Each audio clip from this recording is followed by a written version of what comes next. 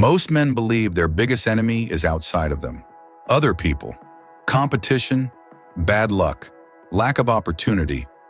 But the truth is quieter and far more dangerous. Right now, as you listen to this, there are thoughts moving through your mind that you did not consciously choose.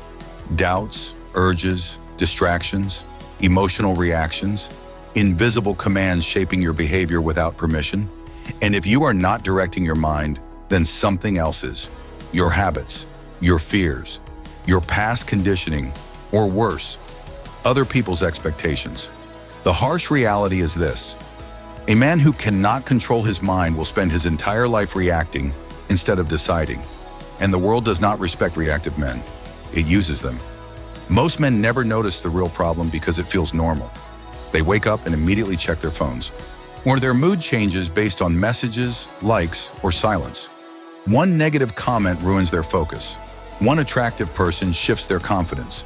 One moment of discomfort pushes them toward escape, scrolling, procrastinating, avoiding difficult work.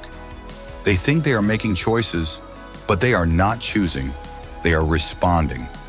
The hidden behavioral problem most men ignore is impulsive obedience to emotion. You feel something and you obey it instantly.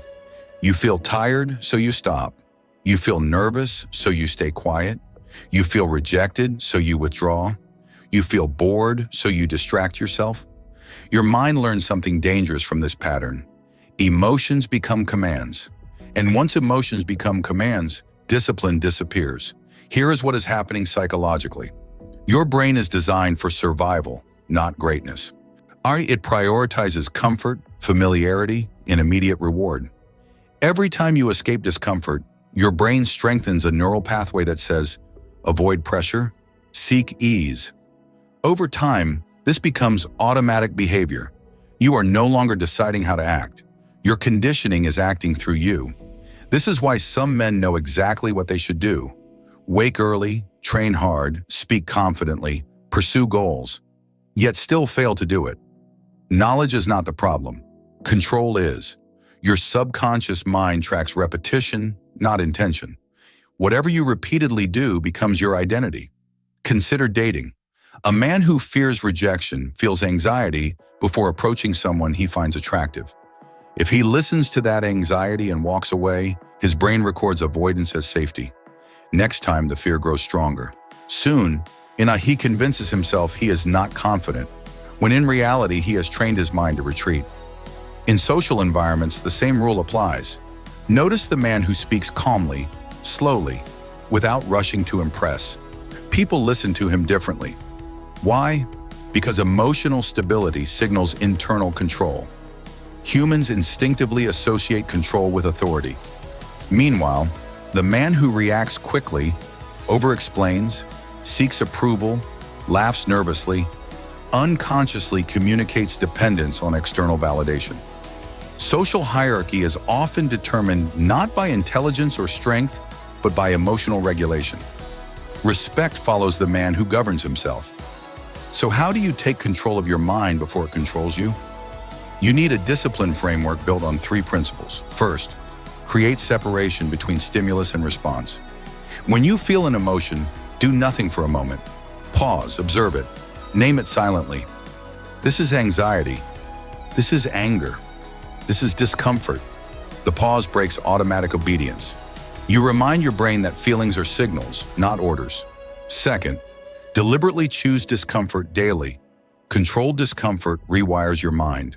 Cold showers, difficult workouts, focused work without distraction, speaking when nervous.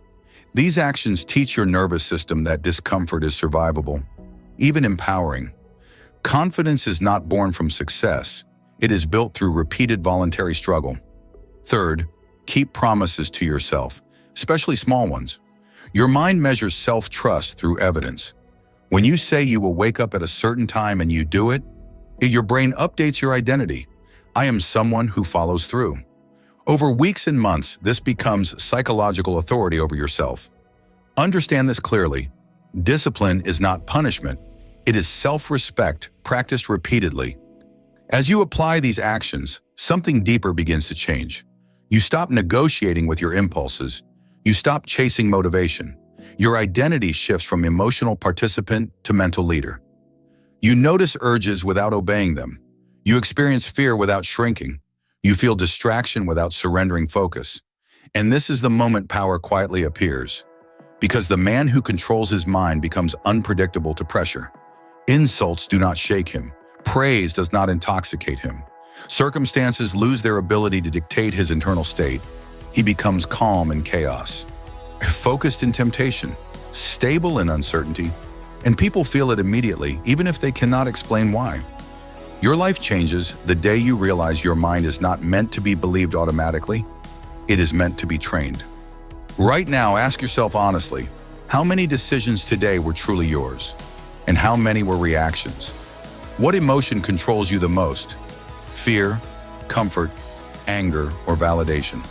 If your current mental habits continue for 5 more years, who will you become? Write your answer in the comments. I want to hear your awareness. If this video challenged the way you see yourself and gave you real value, like the video so more men can wake up to this truth. Subscribe to Beast Mind Psychology for deeper psychological mastery, discipline, and social power. And remember this, your mind will always try to lead you toward comfort. Your future depends on whether you are strong enough to lead it somewhere harder and better. I love you, brother, and I'll see you in the next one.